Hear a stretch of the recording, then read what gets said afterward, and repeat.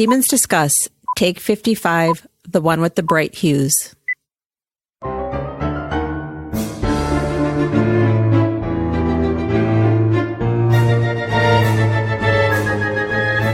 Welcome to Demons Discuss, the unofficial podcast about the All Souls universe and the topics that orbit it. We are your hosts, Angela, Jean, and Valerie. I'm Valerie, and with me is Angela and Jean. Hello, ladies. Hello. Hello. And what are we talking about today, Jean? We are talking about Chapter 29. We get to meet the Maharal. Ooh. And a whole bunch of other stuff. We're canceling our appointments at court and going across to Old Town. That's right. Yep. That's right. Yep. And we get to see all of Herr Meisel's handiwork, too. Yes. Yes. Mm-hmm. And maybe pick up a pretzel on the way home. Maybe. It's a date. I think we should. Yeah, we're going to need it. We're going to need the sustenance for what comes later. Yes, definitely. All right, guys. This podcast is sponsored by our listeners who have opted to become patrons. Our generous patrons allow our listener population to be free of ads during this hour plus of chatting we do on the All Souls universe. That's right. There's no Squarespace, no HelloFresh, no Quip, no Stamps.com, no MeUndies or Peloton ads. I mean, and don't get us wrong, they're good products probably, but they're not sponsoring us because we don't need it, but we do need our listener population. Without you guys, there'd be no us. And we don't want to drive you guys off with the ads, but we do need to pay our bills. So that's why we do the Patreon spiel at the beginning of the show and then leave you alone about it for the most part for the rest of the time. So Angela, explain the benefits of becoming a patron to the people. I was going to say it's a two-way street. We appreciate the coin, but you also get something. Yay! You get an after show, which is a potpourri of topics amongst us three demons. Oh, yeah. As we always say, it's like a white elephant party. You just don't know what you're going to get. Yes. But Patreon also has different tiers. So depending on your giving level, you might get a pouch, you might get a tote, you might get sponsorship. You just don't know, but you do get something, and we're ever so grateful. Yes. So if you're interested, check it out. Go to patreon.com/demonsdiscuss. Oh, and you get a community. You get a built-in community, too. Don't forget that. Oh, yes. Yes. Because we're kind of a community there, too. Yeah. That's well, sometimes I feel like I'm talking to myself when I post there, so... It's like, hello. Hello. Has anyone seen my post? there? I still post anyway. I don't care. Oh, goodness. All right. We don't have discusser emails this week because the goddess has blessed us and opened up our personal schedules at the last minute. So yay and yay. I love that positive spin. Yes. But it's true, though. The goddess told me I didn't have to go to Midland That's today, right. so That's good. That's why we're here. So Jean is with us today so we can all record. And we decided to take advantage of the time we have with her and pack in an extra episode. So as my pal Jean says, bygones. But, as my pal Angela always says, we always invite you to write in with your thoughts in this chapter. Whenever. Unprompted. That's right. Just write us, whatever. demonsdiscuss@gmail.com, or you can send us a voicemail at speakpipe.com/demonsdiscuss, or you can use our phone number, and that's 360-519-7836. Yes, that's right. It's kind of like remembering my landline. I'm not even sure I don't know. what it is. I never call it. Whatever. It's like, I could tell you what my old one was because I had that for 15 years. But This one, no. Fuck if I know. I don't know. I have to ask Robert, hey, what's my phone number? I remember my childhood phone number. I'm going to call it later. See if this what happens. My parents still have the same phone number that I had as a child. And it is, the area code changed, but the phone number hasn't. And it was one digit off from the Little Caesars Pizza Parlor. Oh, my God. Pizza. Oh, wow. All right. So with that phone number, be advised outside the U.S., international charges may apply with your mobile carrier. But SpeakPipe is always free, okay? So take advantage, guys. Take advantage. Just like Lauren of the Lovely That's Voice. right. Yeah. And what is it? 90 seconds? 90 seconds with SpeakPipe and 3 minutes with the phone number. So you have time. Get your thoughts together and let us have them. So we're going to go into the chapter discussion, which is brought to you by Ivana Curso. Thank you, Ivana. Thank you. Ivana. See you in Cardiff. Wow. Yay. It's getting Quite close. a trek for her. I know. She's coming all across the world. I can't wait to meet her. All right, so let's start the wagon here.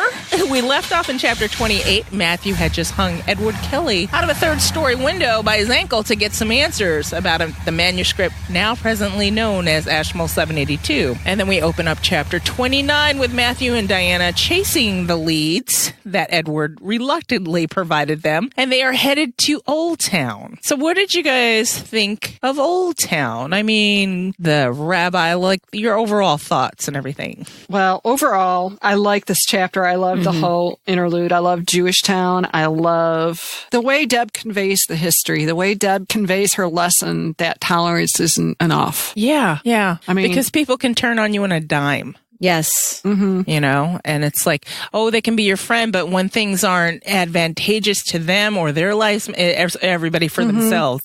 I love the history, but I loved the insertion of another wise character. It's almost like a resetting or a palate cleanser or an intermission, because you have Philippe and then you have Goody and now you have Rabbi Loew. It's almost like a calming, let's reset and start again. Yeah. Matthew kind of gets his Goody. Yes. In the rabbi. Yes, I noticed that too. Let's start reading with the chapter. After days of careful negotiation, Matthew was able to arrange a visit with Rabbi Judah Loew. To make room for it, Gallaglass had to cancel my upcoming appointments at court, citing illness. And unfortunately, this announcement caught the emperor's attention. Like, oh, God, here we go.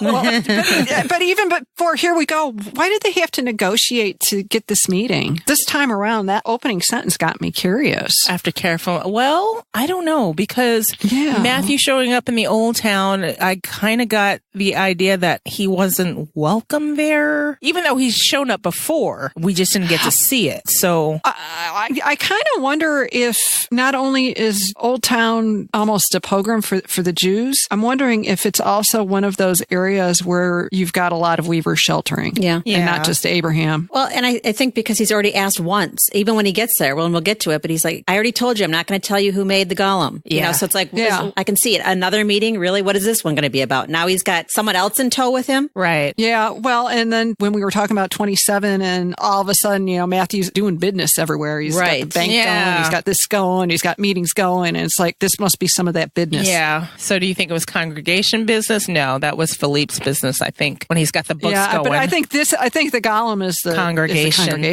business. Yeah. So Malastrana is where secrets go to die, apparently. Yeah, secrets are secrets no more on Malastrata. So Rudolph sent over all sorts of lotions and potions to heal his latest object of affection, a bezoar, unicorn horn to drink all the elixirs from. The electuary had me like going, whoa. I don't know. For a second, it sounded like a rudimentary gin and tonic, you know, with the juniper and the lemons. Then they kind of ruined it with the saffron. And I was like, oh. And the mustard. Well, when you started talking about the mustard seed and the camphor, and I'm like, oh no. Hell no. It's like, what is this, syrup of ipecac? Nah, bruh. And they turned it into a paste on top of it.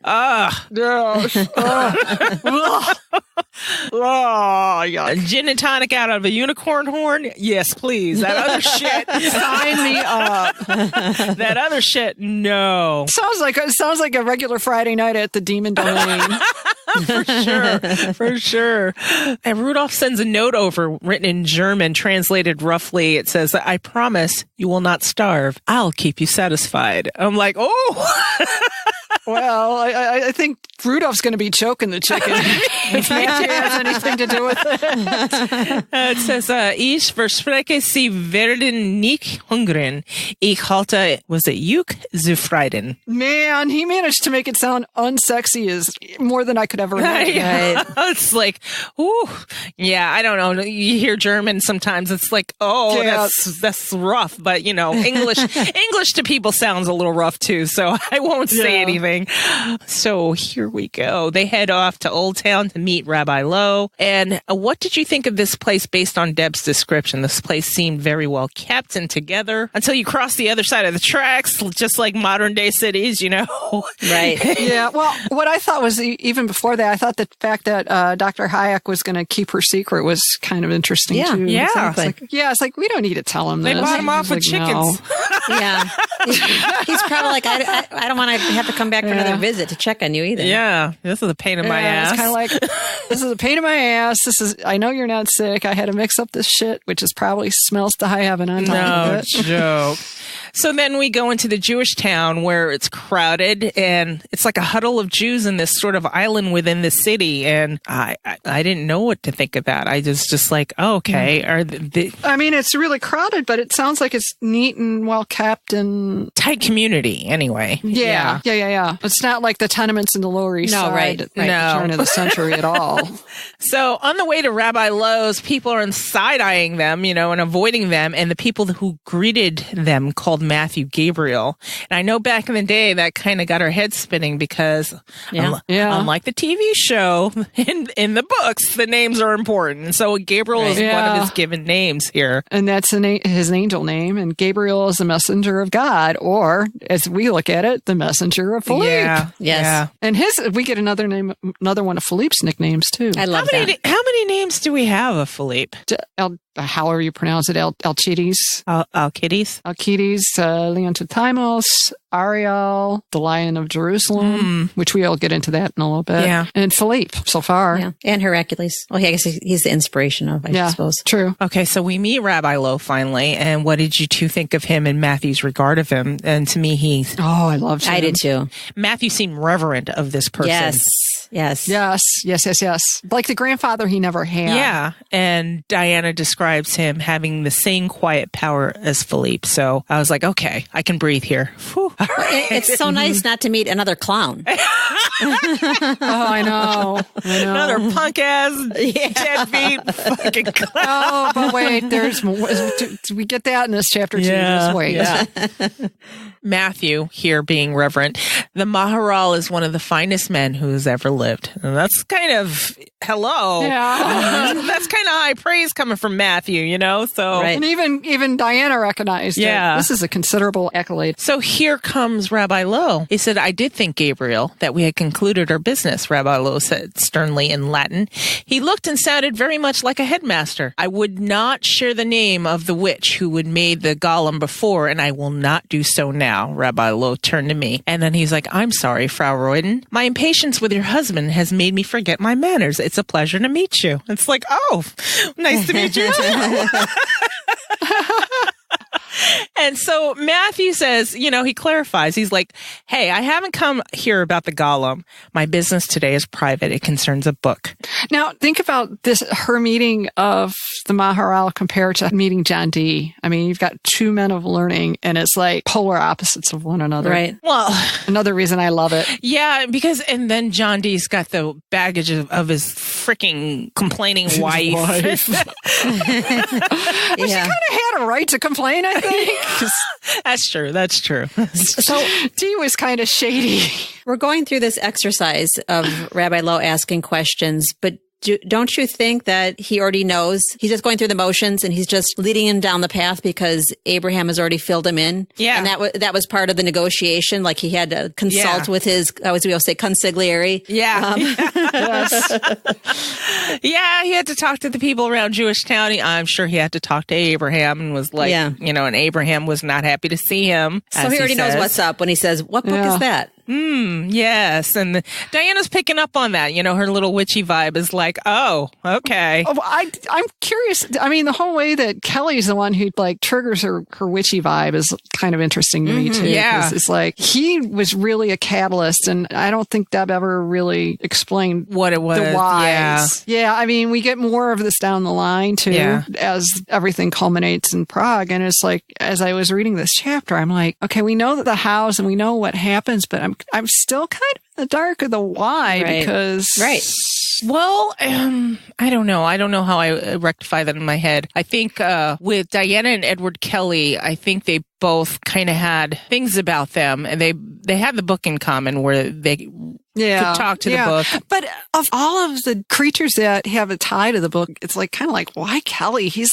probably the worst. I mean, people will argue with me, but I think Kelley is a far worse demon than even Kit. Mm-hmm. She's just, in a lot of ways, he's kind of like Peter Knox in a way. I mean, he's kind of a con man and out for himself and manipulative of people and just not a good. This is the first person that really has a connection to the book that she's come across. Right. Yeah, that's what I'm saying. But of all the people to pick, Why him? why him? Yeah, okay. Other people have to have connections to the book, but why him? Well, I don't know. Maybe it's a lesson of everything we do in life, there's a reason for it. Well, I want to know the reason, damn it. maybe just part fact and part fiction, because it was I don't want to say convenient, but he was doing alchemy and he was in Prague and he was doing experiments, so it was Good point. easy to fill in the gap. I mean, true. Yeah. And he was already part of Deb's research from conversations with John Dee. Right. Maybe it was simple There you go. convenience. Yeah. Okay, so look at that. Matthew can be straightforward and minus the shaded truth here. He says it is a volume my wife found at university far away from here. So Rabbi Loew goes, I see we're going to be honest with each other this afternoon.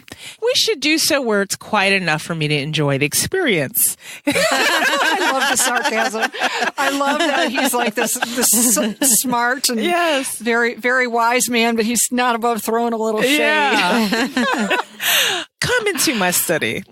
So, yeah, I enjoyed that about him. I was like, okay, hey, don't bullshit He kind of me. reminds me of Dumbledore in a way. Yeah. Dumbledore was never above a little shade. No. And he did it so politely, and it's like, oh, wait, was that an insult? Shit. It was a loving insult. Yeah.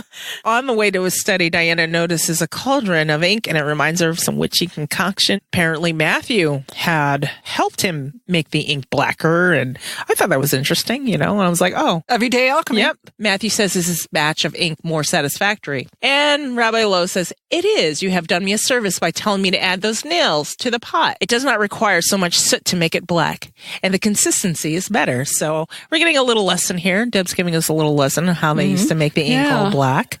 Well, I mean, and it's neat to see her carrying at least with the ink, the lessons on, because when we were in the apothecary, when they were talking about the ink, the red ink with the hawk's blood and how some of the magical inks are. Yeah. And then we get Rabbi Loew and his concerns with his ink and the fact that, it all ties into the whole book too. Yeah. It's just all. And it kind of reminded me of the black dye discussion we had with the dresses too. Yeah. How it takes so long to get the black to set, Yep. To keep it even and get it black enough. So he waits for Diana to sit. He asks her to sit. He said, please sit. Then he waits for Diana to sit down and he takes the other seat. Matthew, too bad. You stand over there. You're a vampire. You can take it. And Matthew says, I'm young enough to sit at your feet like one of your pupils, Maharal. And then Matthew grinned and folded himself gracefully into a cross-legged position. Here's a question. Is Matthew Good going to be able to do that? That'll take some acting. There's not very many 40-something guys that I know of that can sit cross-legged gracefully. I know. maybe like in one take on the camera, and then he'll be like, help me up. Body double. Come in. I need you to drop down gracefully. You need to do the body double on this.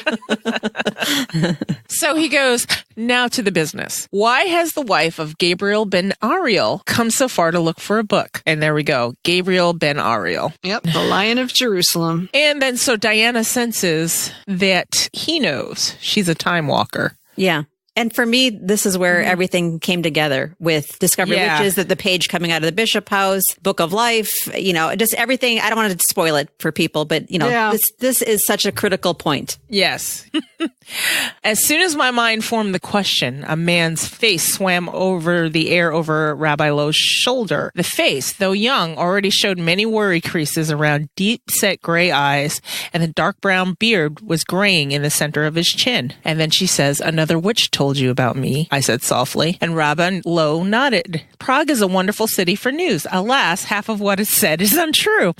He waited for a moment. The book, Rabbi Loew reminded me. Diana says, we think it might tell us about how creatures like Matthew and me came to be. And here's where it reminded me of Goody Alsop right here. This is not a mystery. God made you just as he made me and Emperor Rudolph. And it reminded me where she's chiding Susanna, saying Matthew has a soul. It's clear to me, and you should see it too. Right. To me, this read, that was kind of like the anvil dropping on my head. It was like the foreshadowing was so strong there. Yes. Oh my God. Rabbi Loew knows. He knows the answer to Matthew's question. Yep, absolutely. But he's going to make him go through this. It's like the centuries-long Socratic method. You need to go through all the steps and figure this out for the lesson to really take root. Show your work. Yes. It's an exercise, very much like Philippe. I mean, Philippe does active tests, but this is also a test. Like you said, exercise, show your work. Show your work. Okay, so Diana feels like she's back in class, speaking of showing your work.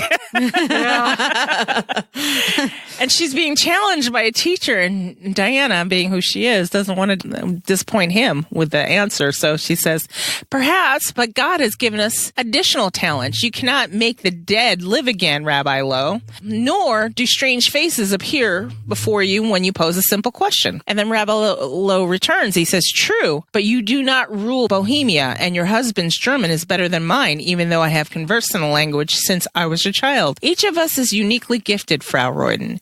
And the world's apparent chaos, there's still evidence of God's plan. God, that sounds like it came right out of Deb's mouth. Yeah, right. She's showing what a smart little cookie she is. She's like, you speak of God's plan with such confidence because you know your origins from the Torah. And then he goes, it seems I have been discussing theology with the wrong member of Ariel's family, Rabbi Loew said dryly, even though his eyes twinkled with mischief. Again, he knows more than he's letting on because what he says right there, it's like, it's not just you married into it. The way he says it, I never took it as, well, she married into Ariel's family. Yeah. It's almost like he knows she's a deeper part of that family than just by marriage. Right. You know, exactly. Yep. So Diana's like, okay, who's Ariel? Matthew provides the answer. My father is known as Ariel among the Rabbi Loew's people, Matthew explained. And Diana's like, the angel of wrath? And she's like, that doesn't sound like Philippe. What? What? That's kind of naive, Diana. Come on. Yeah, really? Well, wrath is kind of a strong word for it. Yeah. Yeah. So the angel of ticked off might be better. So what do you guys suppose Philippe did to piss people off in Jewish town over there? Let's see. They tried to take over Jerusalem for the creatures. I mean, a little bit, which is why he's, and I think that's why they call him the Lion of Jerusalem, because, well, he is Leonine, and the whole Jerusalem was the center of Outremer, which he tried to establish as a creature community kingdom. Oops, that didn't work. Sorry. That whole crusade thing. Part of the problem with the Crusades is like that's some of the first really bad anti-Semitic pogroms started with, the Rhineland massacre. And we'll talk more about that a little later. Ugh. So, I mean, he's been on the wrong side of things on more than on one occasion with the Jewish people. So I kind of think that's... I mean, his little whoopsies are kind of big. Yeah. They're not little. The little whoopsies aren't little. Yeah, it's like... So, but he also has tried to fix things. So we've got that. I mean, later on, he probably woke up. He's like, maybe I should have done that. Shit. I should have foreseen that. I mean, I don't like that Philippe was on the wrong side of things, but I do like that even Deb will say that he's trying to do better. He just made mistakes and he tries to do better. Do better! Yeah, do better. I'm a fan of doing better. We can do. I'm kind of glad he's not perfect. No, exactly. No. That'd be horrible. Yeah. I mean, Philippe is perfect. It's just like perfect. The whole idea of perfect Matthew makes my skin crawl. Yeah, no. Yeah. He wouldn't be him. That's not fun. It wouldn't be That's him if he weren't perfect. I couldn't yell at him. Come on, Matthew. I mean, do better. Okay, so Rabbi Loew says, but Ariel makes an effort to atone, and judgment belongs to God. So, Rabbi's being like, hey, it's not for me to judge, but he did kind of fuck up around here. Yeah, I was like, I get it. We all do, but do better. So now he confesses, the emperor did show me such a book. Alas, his majesty not give me much time to study it. And Matthew's like, anything you can tell us about it would be useful. And he was like all excited and leaning forward, right? And, okay, so Emperor Rudolph, and this is Rabbi Loew, Emperor Rudolph called me to his palace and hoped that I'd be able to read the text. The alchemist, the one they call the Meshuggah Edward, had it from... I know. I just love that. I am always down for Yiddish. Yeah. I know. It reminds me of that PSA where they, the first, I think, Korean rabbi, and she's like, what are you, Meshuggah? Okay, so Meshuggah Edward had it from the library of his master, the Englishman John Dee. It is difficult to understand why God chose to make Dee learned but foolish and Edward ignorant yet cunning. And this is true. This seems to be how it works lately, It's like, All right, so Meshuggah Edward told the emperor that this ancient book contained the secrets of immortality. And to live forever is ever powerful man's dream, but the text was written in a language that no one understood except for the alchemists. So Diana says, Rudolph called upon you thinking it was an ancient form of Hebrew. And then Rabbi Loew's like, well, it may be ancient, but it's not Hebrew. I love that. He's like, there were pictures too. I didn't understand the meaning, but Edward said they were alchemical in nature. Perhaps the words explain those images. Diana wants to know, when you saw it, were the words moving? And Loew's like, how could they be moving? They were just symbols written in ink on the page. And that's just letting Diana know, hey, it's not broken. We can still get it, right? Someone removed several pages from it before I saw it in Oxford. It was impossible to figure out the text meaning because the words were racing around looking for their lost brothers and sisters. And then Rabbi Loew's like, you make it sound like as though the book is alive, Rabbi Loew said. And then she goes, I think it is. And then Matthew's like, what? What? It's like she's always dropping these bombs in his lap. They drop bombs on each other all the time. Yes. And then Dinah's like, what? I didn't tell you? Oh, I meant to tell you. I love that. It sounds unbelievable, I know, but when I think back to that night and what happened when I touched the book, it's the only way to describe it. The book recognized me. It was hurting somehow, and I thought it lost something essential. And, you know, that's a hell of a thing to drop on his lap in front of Rabbi Loew. Come on now. But there are stories among my people of books written in living flame with words that move and twist. So those only chosen by God can read them. Rabbi Loew was testing me again. I recognize the sign of a teacher quizzing his students. Diana says, I've heard those stories and the stories about other lost books too. The tablets Moses destroyed, Adam's book in which he recorded the true names of every part of creation. And so Rabbi Loew says, if your book is as significant as they are, perhaps it's God's will that it will remain hidden. So yeah, okay, bye guys. Why do I have the feeling all of a sudden we may see the angel Raziel creep up sooner or later, since that's the keeper of God's secrets? Where would we see that? Future book, maybe. Future book. Yeah, I mean, we still don't know exactly what the Book of Life is 4 books into it, other than that Diana has taken it into her body. All right, guys. So that's going to be in book 8 or 9, you figure. Yeah, 8 or 9. All right. Diana says, but it's not hidden. Rudolph knows where it is, even if he can't read it. Who would you rather have the custody of such a powerful object? Matthew or the emperor? Rabbi Loew says, I know many wise men who would say that to choose between Gabriel ben Ariel and his majesty would only determine the lesser of the two evils. So it's like, damn. Ouch. Burn. Another truth bomb in Matthew's lap. Right. They're getting lobbed at him from all directions. But he softens the blow. He says, happily, I do not count myself among them. Still, I cannot help you further. I have seen the book, but I do not know its present location. So, sorry. So Matthew says the book is in Rudolph's possession, or at least it was. Until you confirm that, we only had Dr. D's suspicion and the assurances of the aptly named Crazy Edward. The rabbi says madmen can be dangerous. You should be more careful about who you hang out the window, Gabriel. Oh, shit. You heard about that. Damn. Oh, damn. You people talk too much around here. Oh, God. So the town is buzzing with reports that Meshuggah Edward was flying around Malestrana with the devil. Naturally, I assumed you were involved.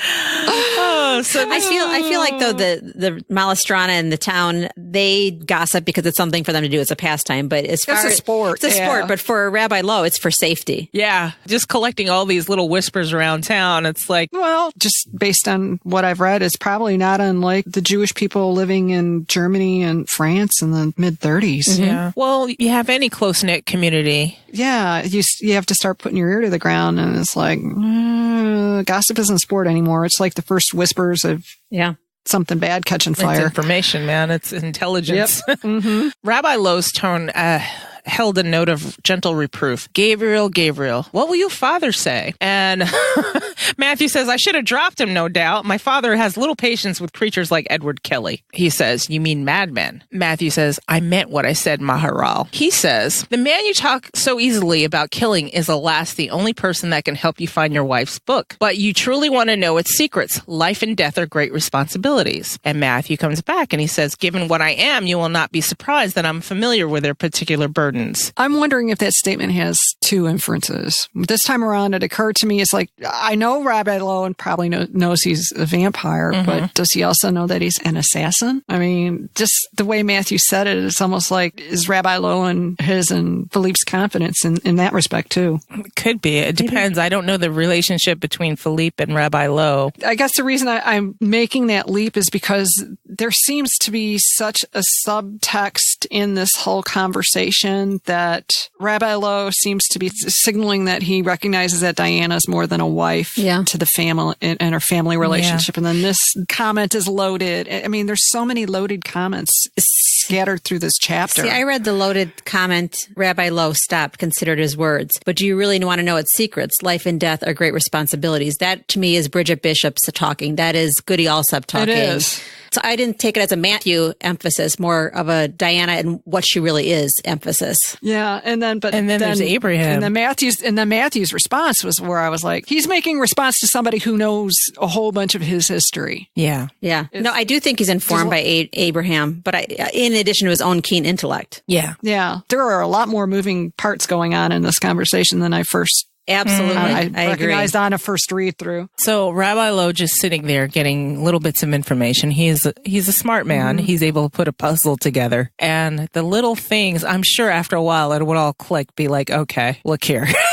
This is a lot here. And especially with Philippe getting involved like he does. And then I'm sure they had heard of Matthew coming in and out of town or doing whatever he needed to do. So he's got a complete history, almost. Yeah. Oh, yeah. So he's woven all the threads together. And also what he says here, he says, perhaps, but can your wife also carry them? You may not always be with her, Gabriel. Some who would share their knowledge with a witch would not do so with you. So be gone. Yeah, you're going to have to go so we can get your wife spun up to speed here. So yes. Diana's like, so there is a maker spells in the Jewish town. I wondered when I heard about the Golem. And then Rabbi says he had been waiting for you to seek him out. Alas, he will only see a fellow witch. My friend fears Gabriel's congregation, and with good reason. I think on first read, I was like, what the hell is that congregation doing? Jesus. Right. You know? I know. But we get to hear about it a little bit later here. I was going to say, just as you said that, I wonder if the fact that the congregation kind of has been hands off on the witch hunts is a way of letting the humans clear out the weavers for them. Just popped in my head. I mean, it could be. There's a lot of possibilities here. Yeah. I mean, that was just one that popped up. In my thought, I don't think the congregation would be caught out exterminating fellow witches. But if the humans but if do somebody else, happen to take that burden off their hands, okay. It's just a lot of House of Cards here. That's exactly what I'm thinking too. Yeah. It's like, oh man. Sometimes Philippe can be very frank underling, and it's not a good thing. Yeah. So this is just a tangent, but I have to articulate it still. So Abraham has a vision that she's coming, and he's waiting for Diana to seek him out. And it just reminds me of Sophie visiting the Bishop house and her father saying, give this chess piece to the one who needs it. And that is what's happening on this front, it seems like. Yeah. Where Abraham has this vision, and soon he's going to say, give this to the one who needs it. Yes. Yeah. It's like everybody's expecting Diana. But they're both, well, we don't know for sure Sophie's dad was a weaver. We suspect he was, but the weavers are the ones who came together and passed on the important pieces. Oh, yeah, definitely. So Diana says, I would like to meet him, Rabbi Loew. There were precious few weavers in the world, and I couldn't miss the opportunity to know this one. And Matthew's getting ready to get all riled up. Yeah, but come on, give him a break. He probably has a good reason this time. For a change, yeah. Diana says, this is important, Matthew. And she rested her hand on his arm. I mean, every time she's got from a discovery of witches, hand on the arm, calm down, Matthew. It's just from the Bodleian to everywhere. She puts her hand on his arm and he just like shuts up. So it's kind of annoying in a way. I've noticed that. I was like, oh, all she has to do is it's kind of infantilizing to me. It's like, oh, stop. Just stop. But he needs it, though, sometimes. Sometimes he acts like an infant. She needs it, though, too. Sometimes somebody needs to do that to her. It's like, just stop, Diana. Well, in that case, then you just like restrain her from behind and, whisper in her ear while she's burning down your rug. So, And I enjoyed that part, remember? that wasn't infantilizing at all. This is true, Gene. There are names for that, but we'll talk about that in a little bit. I enjoyed that for entirely different reasons. Well, sometimes she needs to be restrained in ways, as we'll see later. Yes. This is true. More foreshadowing. Okay, so Rabbi is giving his words of wisdom here. Said, one should find wholeness in marriage, Gabriel, but it should not be a prison for either party, said Rabbi Loew. And Matthew said, this isn't about our marriage or the fact that you're a witch. Matthew rose with his large frame filling the room. It could be dangerous for a Christian woman to be seen with a Jewish man. And when I opened my mouth to protest, Matthew shook his head. Not for you, but for him. You must do what Rabbi Loew tells you to do. I don't want him or anyone else in the Jewish town to come to harm, not on our account. I mean, if someone else does it, it's cool, but... Yeah, right. I mean, not a, yeah. We're not stirring that pot today. No. And you're not going to be headstrong and miss know-it-all and inadvertently do just that. Exactly. Okay. Because she can go off half-cocked, too, and she's exhibited that before. Yeah. What are you doing, Diana? Anyway, she says, I won't do anything to bring attention to myself or Rabbi Loew, and she promised. Matthew reluctantly says, okay, then go and see this weaver. I'll be in the Ungult waiting. Matthew brushed his lips against my cheek and was gone before he could have a second thought. And Rabbi Loew blinked. He said, Gabriel is remarkably quick for one so large, the rabbi said, getting to his feet. He reminds me of the emperor's tiger. And they have this conversation about cats and Matthew, how they see him as, one of them. And okay, from the bear and the wolf with Galloglass and the cats and the wolves with Matthew, I just, predators, man. I can't. Yeah. It's like they're not, it's just a predator. Cause it's like, wait, is he the Norwegian wolf or is Galloglass? And it gets me confused and I just have to block it all out and say, okay, just predatory animals here. Yes. Lions, bears, wolves. Yeah. Can we have an episode, the one with the menagerie? Yeah. Yeah. Panthers, tigers. Falcons like Isabeau. Yes. Yeah. I think that's where we've gotten so far. All right. So we learned about Herr Maisel, who seems to be the one responsible for paving the streets all nice. And he's Herr Maisel is a real guy. Yep. And he really did all these things. Yep. And the bathhouse for the women's a big deal because they all have real weird attitudes towards menstruation. Mm-hmm. But we'll talk about that another day. A banker or just like a real estate developer? I think he was kind of like a Renaissance real estate developer, more or less. Okay. I'm wondering if he and Baldwin, because later on in the chapter they say, is Baldwin home or can we use Baldwin's house? So I'm wondering if they have business transactions. Undoubtedly. Yeah. Especially with the baths. Yeah. And I was going to say, and the streets. Yeah, exactly. So here he says he helps the emperor with small financial matters, like his holy war against the Turks. I mean, small financial matters. No big deal. Well, and there you go, Angela. Yes, there we go. There's probably Baldwin again with the war against the Turks, because aren't the Draculestis also kind of tied up? I think so. And what about the Battle of Lepanto? I think wasn't that against the Turks? Maybe possibly? Yes, it was. That was the Turks in I want to say the Bay of Naples, maybe? Yeah, and that's when the Knights funded a cannon. They funded... Yes, one of the first cannons or so, something. How do you people know all this? Oh, well, and then right before that was Cyprus, and there's a Church of Lazarus, I think, on Cyprus. Yes, there is. There actually look at my is. notes for that. Okay, you didn't answer my question. How do you people know all this? Because Angela and I made that wonderful timeline spreadsheet. Yes. Oh, yeah. Okay. It's all on the spreadsheet that we haven't had a chance to get back to. I know. Oh, we have to do that someday. I know. There's gaps I think we can fill. It's like we fill our little brains with different segments of different things. I know.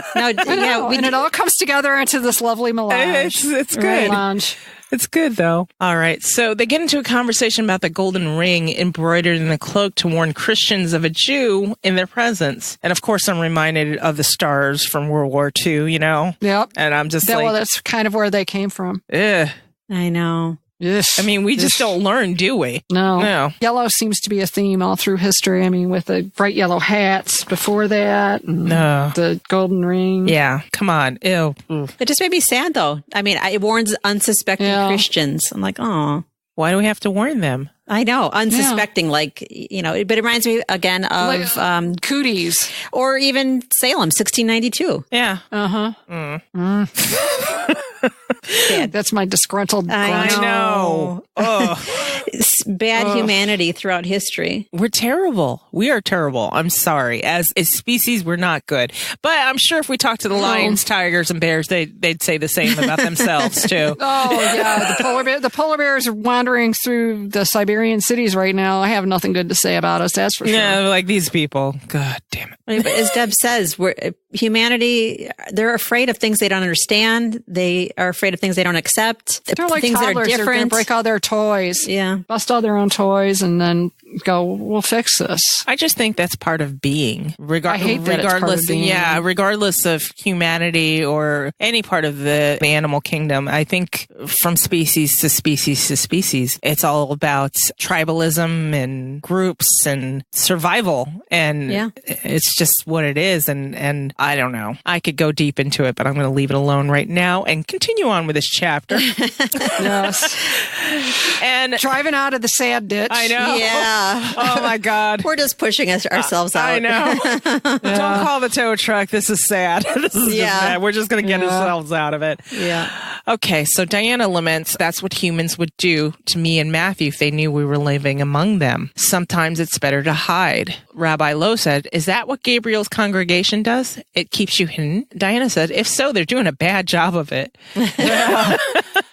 Frau Hoover thinks there's a werewolf prowling around the stagmoat. Your neighbors in Prague believe that Edward Kelley can fly. Humans are hunted for witches in Germany and Scotland. And Elizabeth of England and Rudolph of Austria know all about us. I suppose we should be thankful that some kings and queens tolerate us. And here's a speech. Toleration is not always enough. The Jews are tolerated in Prague for the moment, but the situation can change in a heartbeat. Then we would find ourselves out in the countryside, starving in the snow. Rabbi Loew turned into a narrow alley and entered a house identical to most other houses and most other alleys we passed through. Inside, two men sat at a table covered with mathematical instruments, books, candle, and paper. Wait, before we move on, that whole quote there, the toleration quote, when people say the trilogy is about tolerance, and that always reminds me that it's not, I don't see it as tolerance as a good thing anymore. I mean, no, it's not. No. So I don't like to think of the trilogy as about tolerating. I feel like tolerance is temporary. Yes. Tolerance is a way to acceptance. But it can always turn. It can always, it's one little thing. It's the fork in the road. Yeah. It's the fork in the road. Exactly. And you have a choice. What tolerance and you is. have a choice to make. And you don't settle for tolerance. No. We did talk about that in our empathy panel, by the way. Yes, we did. Did we? Yeah. Wow. Yes. Was it good? Yeah, it was good. It was excellent. Oh, maybe I should listen to that again. Okay.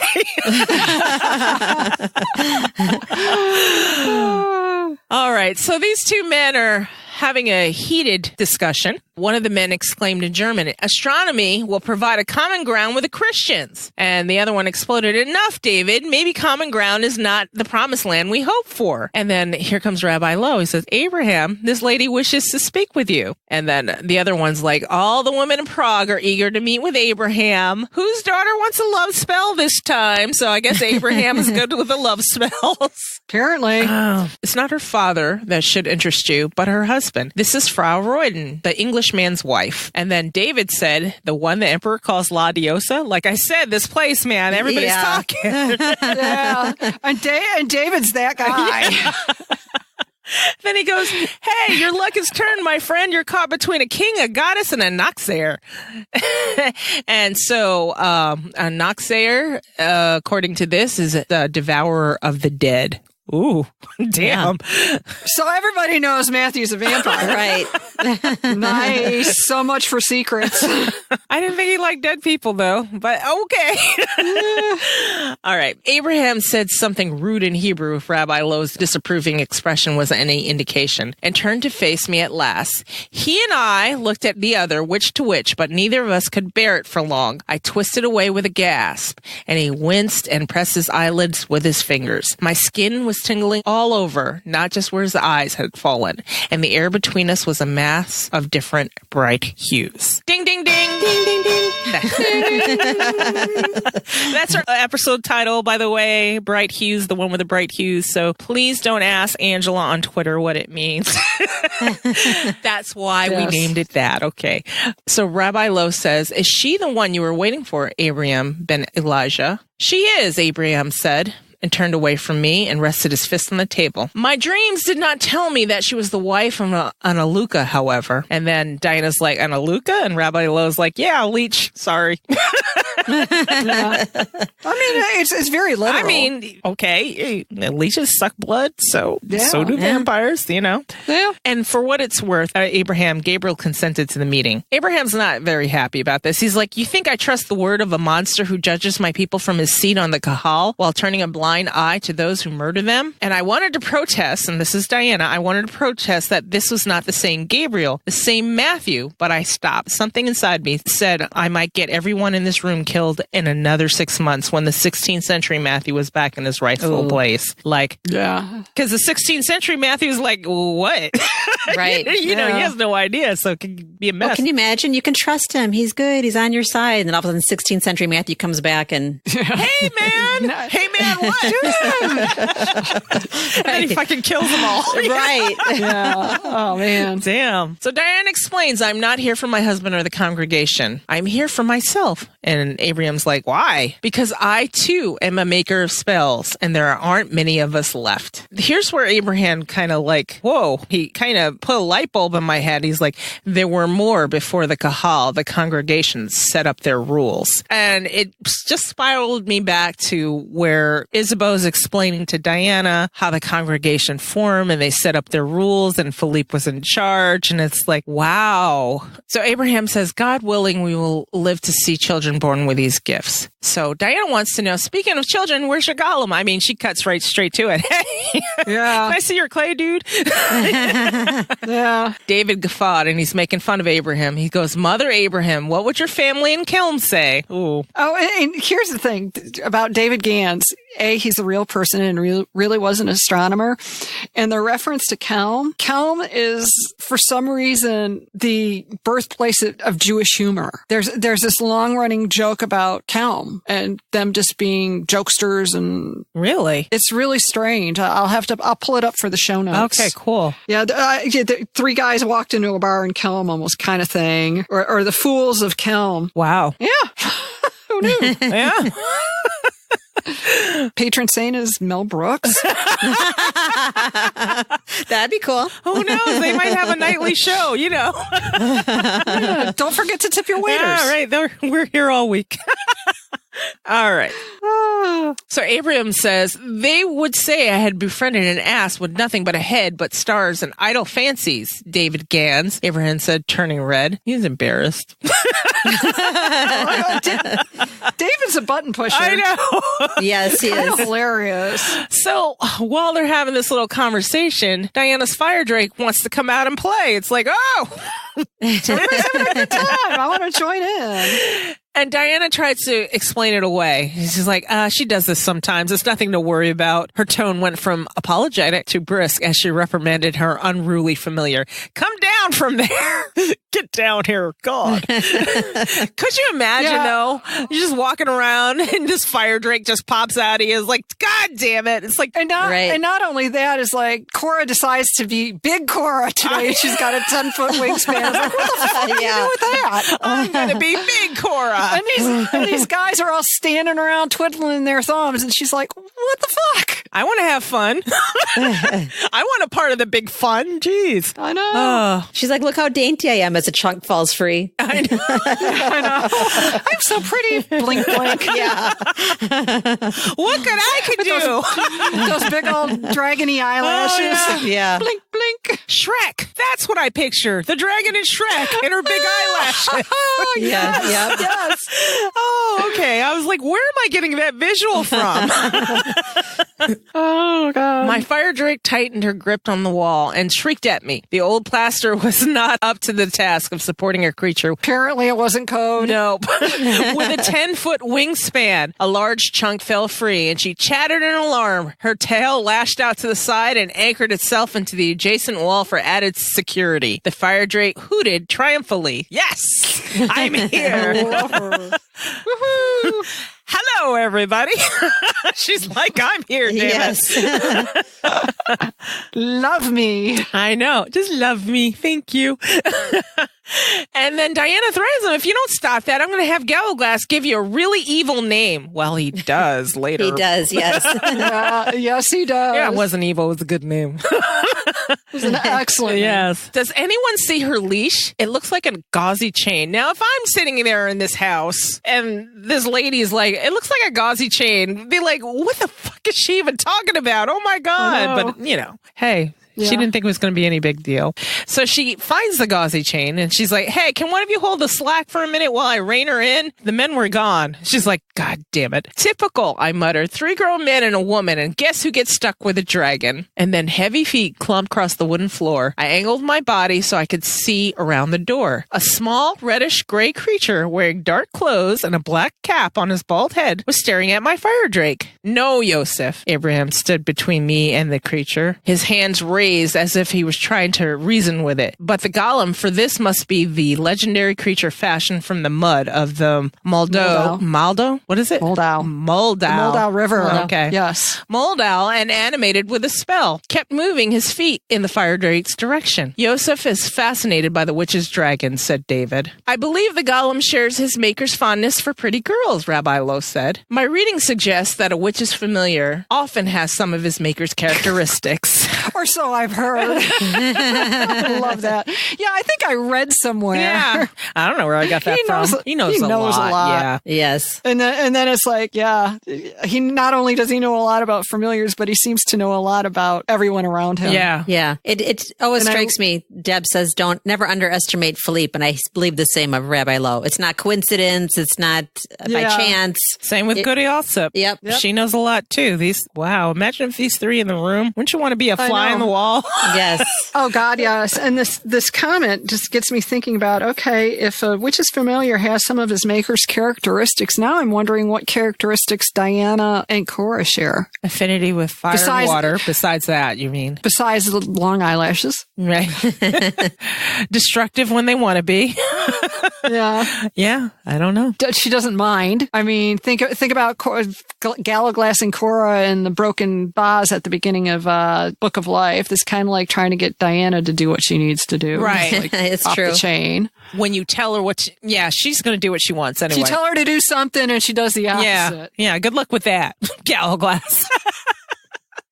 Wow. So the Golem is Abraham's familiar. I was shocked. Yes, he didn't appear when I made my first spell. I was beginning to think I didn't have a familiar. And then Abraham waved his hands at Yosef, but the Golem stared unblinking at the fire drake sprawled against the wall. As if she knew she had an admirer, the fire drake stretched her wings, so the webbing caught the light. Like, hey, baby, you like what you see? You like that? I hope they can do this. I hope they can do this scene because it's like just fun. Yeah. It's fun. Yeah, exactly. She has personality. Yeah. Yes, very much so. I like that. She just spread her wings and she's like, hey, baby. I didn't see you over there, darling. Oh, man. So Diana held up the chain. He didn't come with something like this? And Abraham's like, that chain isn't helping you very much. I feel like back to Goody Alsop when she's like, well, what do you know about being a weaver? Nothing. Sorry.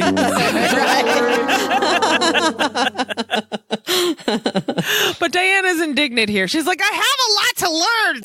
Stop judging me. Baby steps. She's at least moved to that. Give me a fucking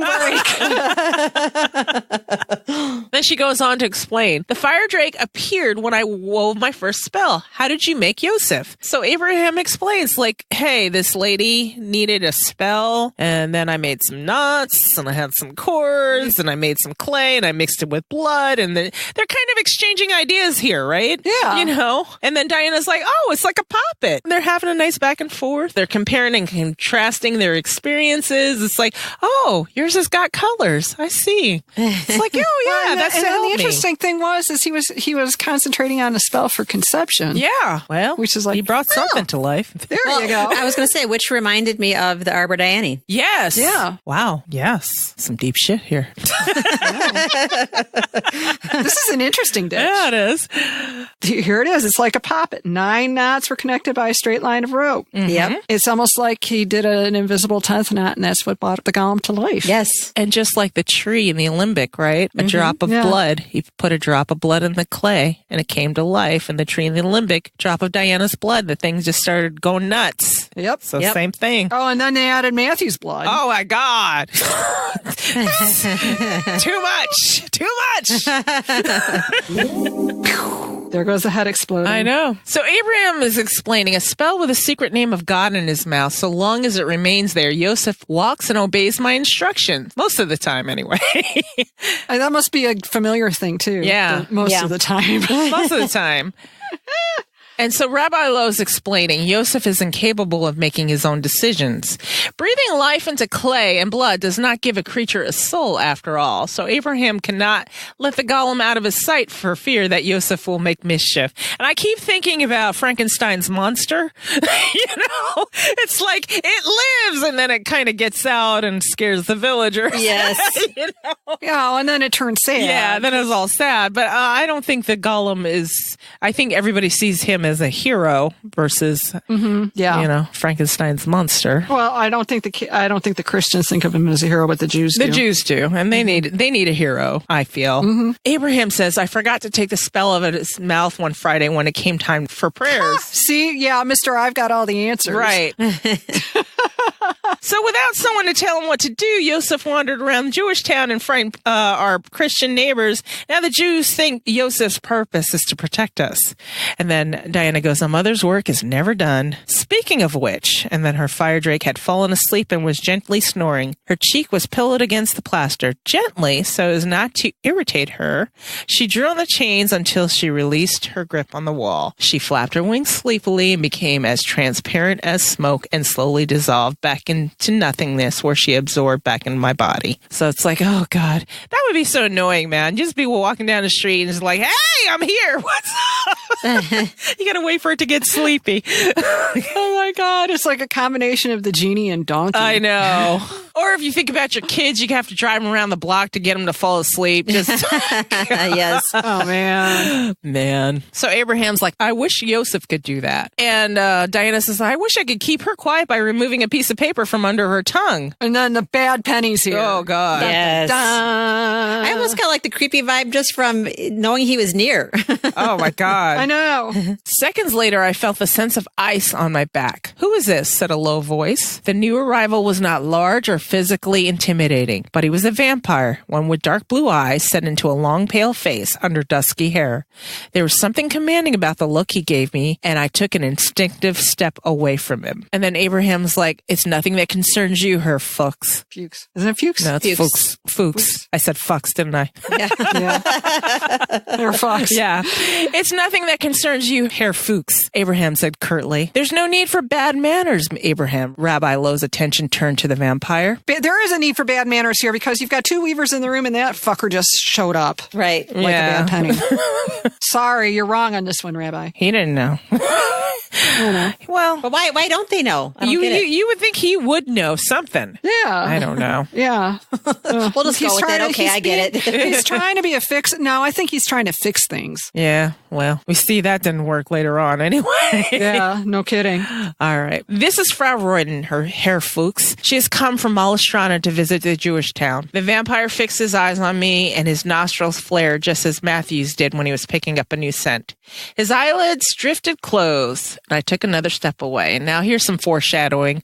Yeah. Just like Matthew, just eyes back of his head. Just, I don't think all vampires did this, but since later on we'll find out why he took on traits like Matthew. There we go. I don't want to spoil it too bad for you guys. I know we spoil in this show. I just don't want to be that spoilery. Spoilery? Yeah, spoilery. We'll go with that.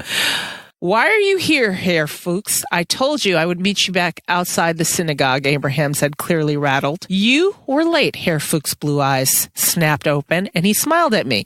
But now that I know why you were detained, I no longer mind.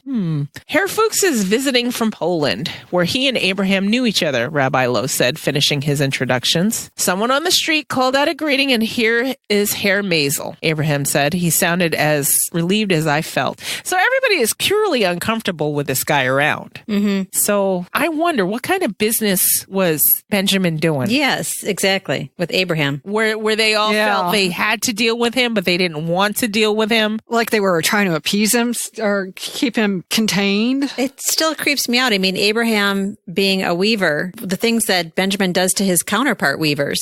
I mean, I don't know. And he has the gift of sight. Yeah. He sees things. So Yeah, he should know that this is like not a good thing. yeah.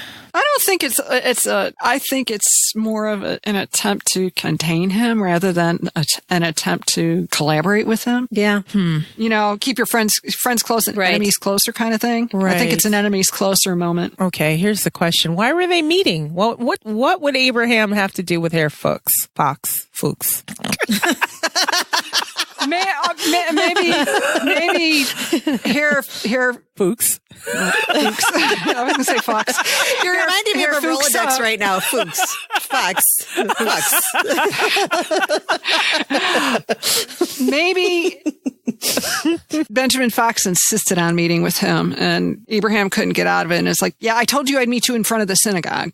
I mean, Don't Matthew come has to around my carefully house. negotiate a meeting with Rabbi Loew, and I don't know. I don't know. Yeah, and he's bopping around Jewish town like No big deal. God knows what. Right. Yeah. Well, apparently Herr Fuchs doesn't have to follow little rules.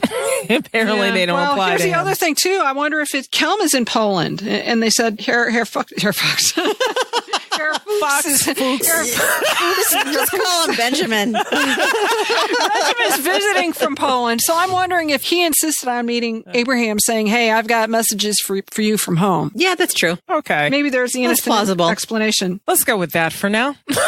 I'll work with it. Yeah.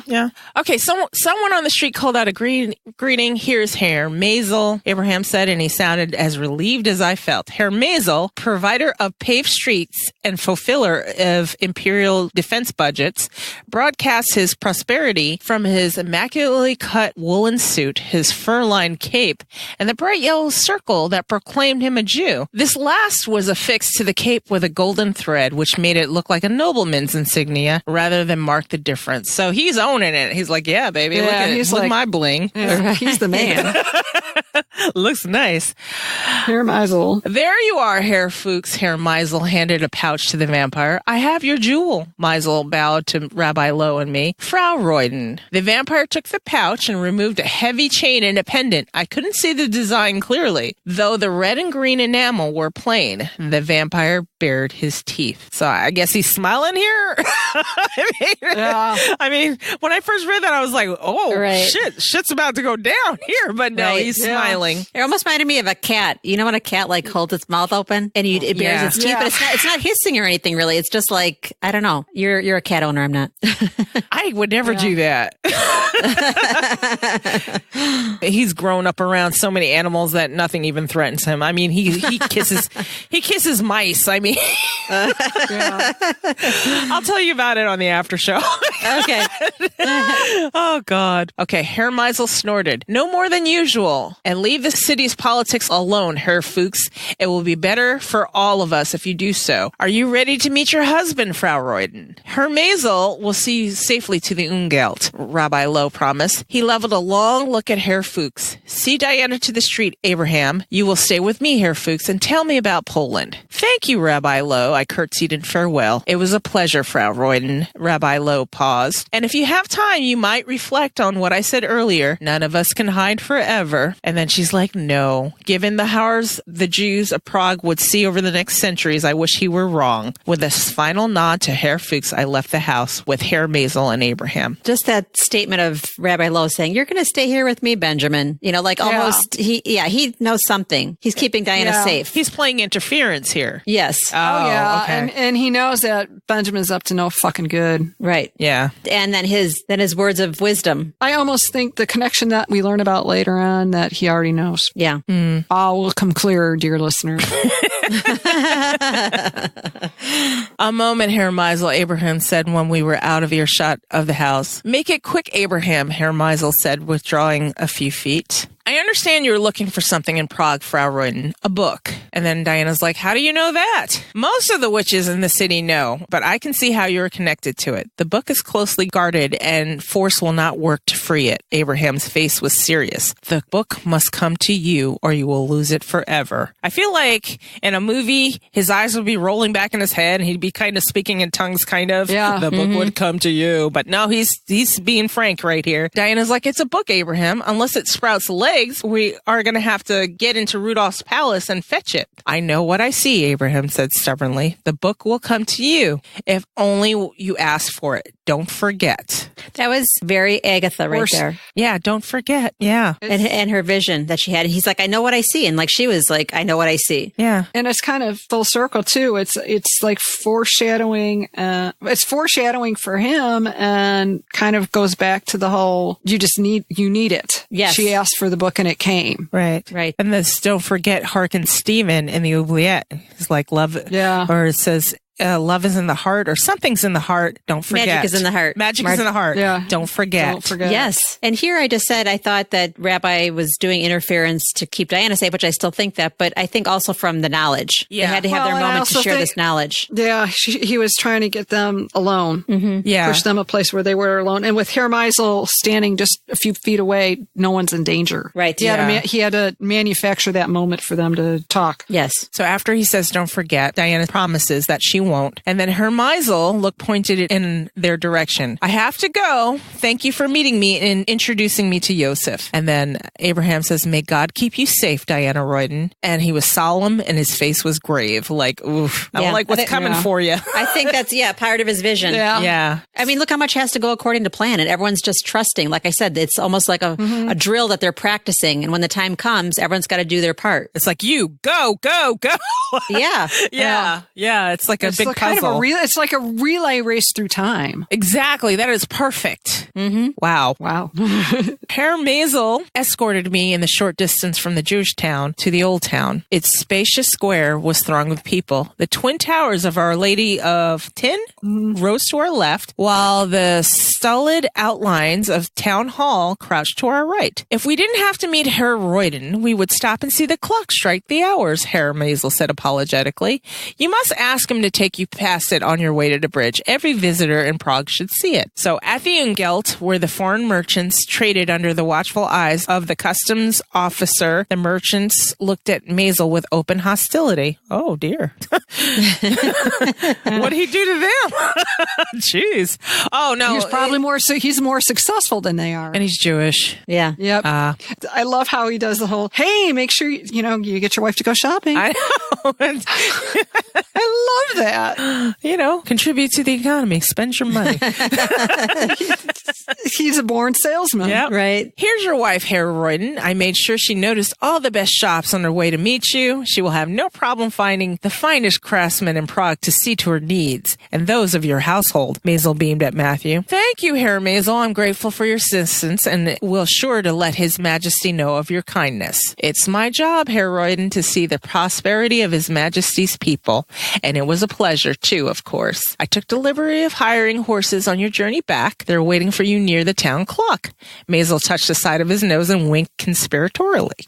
Like, hey, see? I told you get to see the clock. Look at that. He's kind of like Uncle Arthur. I know.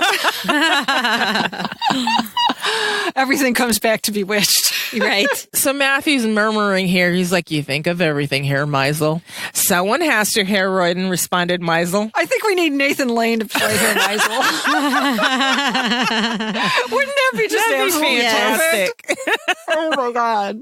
Okay, so we're back at home at the Three Ravens. Diana's taking her cloak off. Jack shows up, and a flying mop practically knocked her over. What did you guys think of this dog? And I love Libero so much because I've always wanted one. Actually, I've wanted a Puli, which are the black version of that. Yeah. Yes. Yeah. Oh, I love them so much, but there's so much work. I would think so. Does their hair mat up like that naturally? No, you have to dread it up? Yeah, because otherwise it turns into a big mat of mess. So like, okay, we had an Old English sheepdog that was like that, and you had to brush them daily. Because they've got an undercoat. Yeah. And what you end up having to do is like hand twist. Oh. Right. To keep it neat. As they're coming out. And you can't brush it. You can't brush it because that'll just make it worse. You've got to just every day. Yeah. But they are so cool when they're groomed right. So what if you kept them clipped and you didn't want them to have dreadlocks? Oh, that's what a lot of people who don't show them, that's what they do. Yeah, I would imagine. They kind of look poodly. Or like a Portuguese water dog. Yeah. See, we had an Old English sheepdog, and the hair would just grow and grow and grow. And the groomers always wanted to fluff her hair up. And then it's like, no, just cut it. You know? Our neighbor had an Old English sheepdog, and they usually kept Shadow cut close, especially in the summertime. And she was just so cute she was cute and skinny and black and gray, or white and gray with a little bit of black. Yeah. And she looked so cute when her coat was short. We let her hair grow in the wintertime, but you know, come spring and summer, that stuff was getting cut. We didn't cut it like really short, but we cut it like poodle length where it curled up a little bit. Yes. Yeah. All right. So Libero, another gift. Yep. And they can't get rid of it because the kids already love it. I know. It's like, it's too late. They've already seen it. It's like, are you going to take Jack's dog away? Come on. And they're already fighting over who the dog's going to sleep with. Oh, I man. loved it. That was like so perfect. And it was like so typical. So Matthew's like, what is this? Matthew bellowed, steadying me so I could locate the mop's handle. His name is Libero, Galilgas said. He will grow into a great beast, and that he might as well have a saddle fitted for him and a leash. This is Jack talking. Annie says she loves him too, and she said he will sleep with her, but I think we should share. What do you think? Jack said, dancing around with excitement. So yeah, you can't take this dog away. That is like so quintessential 8-year-old right there. I love it. Galilgas is like, yeah, the wee mop came with a note. He pushed himself away from the door frame and strolled over to Matthew to deliver it. And then Matthew's like, need I ask who sent the creature? Yeah. And he's snatching the paper, so he knows. He ain't happy. No. And Galilgas is like, oh, I don't think so. Did something happen while you were out, Auntie? You look done in. Diana's like, I'm just tired. And the mop had teeth as well as a tongue, and he bit down on my fingers as they passed by his as yet undiscovered mouth. Ouch! And then Matthew's like, okay, enough with this. This has to stop. He crushed the note with his fingers, and he flung it to the door. And the mop's, I'm just picturing chaos right here. It's just too much. Yeah. So Diana asked the question, oh dear, what did the note say? And she was pretty sure who sent the dog. Ich bin Libero. Ich will you aus den Schatten der Nacht dich schützen, Matthew said flatly. His Majesty delights in knowing I will have to translate his professions of love. Oh, what did the note say? I am Libero. I will protect you from the shadow of night. Oh, man. That's rude, Rudolph. That's rude. That's fucked up, Dad. Yeah. Dude, no. You're wrong for that. You're wrong. And it gets better. Yeah, and what does Libero mean? It means wolf hunter in Spanish, Auntie. This bit of fluff is a Hungarian guard dog. Libero will grow so big he'll be able to take down a bear. They're fiercely protective and nocturnal. And then, that kind of excites Jack. A bear! Yeah. When we bring him back to London, I will tie a ribbon around his neck. And we'll go down to the bear baiting. so he can learn how to fight. He's a bloodthirsty little kid. I know. I mean, how fun for an 8-year-old, though. It's like, yes. I know. Libero is a brave name, don't you think? Master Shakespeare will want to use it in his next play. Jack. I just love how he's like, this little kid is going a mile a minute in every direction. I know. Yes, so great. rattles off all these ideas. And I like that he's attached to Shakespeare. Yeah. Jack wriggled his finger in the puppy's direction, and Galilgas obligingly deposited the squirming mess of white fur in the boy's arm. Annie, I will feed Libero next. Jack pelted up the stairs, holding the dog in a death grip. And Galilgas is kind of reading the room here, and he's like, shall I take them away for a few hours? Because Matthew's kind of looking a little pissed. And then Matthew wants to know, is Baldwin's house empty? Galglass is like, there's no tenants in it, if that's what you mean. Take everybody. And then he lifted the cloak from her shoulders. Even Lobero? And he goes, especially Lobero. Oh. Well, yeah. Puppies tend to not realize that sometimes they need not be involved. Yeah, no. He doesn't need to see that. His puppy eyes don't need to see what's happening here. Yeah. Jack chattered like a magpie throughout the supper, picking fights with Annie and managing to send a fair bit of food Libero's way through a variety of occult methods. Between the children and the dog, it was almost possible to ignore the fact that Matthew was reconsidering his plans for the evening. On one hand, he was a pack animal and something in him enjoyed having so many lives to take care of. On the other hand, he was a predator, and I had an uneasy feeling that I was tonight's prey. The predator won. Not even Teresa and Carolina were allowed to stay. Okay, so Diana's being stupid here. Why did you... God, she's being so stupid. Why did you send them all away? Jesus, God, she's dumb sometimes. Well, maybe I think I'd want to hear him articulate it. So I think no, but I think she's being dumb here too. Well, why'd you send everybody away? We were having such a great time with the dog that Rudolph sent me. Yeah. Oh my God. The comforting smells of dinner still filled the air. I'm thinking they were not so comforting for Matthew. No. So he wants to know what happened this afternoon. And then Diana's like, answer my question first. And then Matthew's like, don't push me. Not tonight. Oh, Gene, this is your department. Girl, I was all over this. And then she's got to push back. You think my day's been easy? Oh, shit. Jeez. It's like a tennis match watching these two.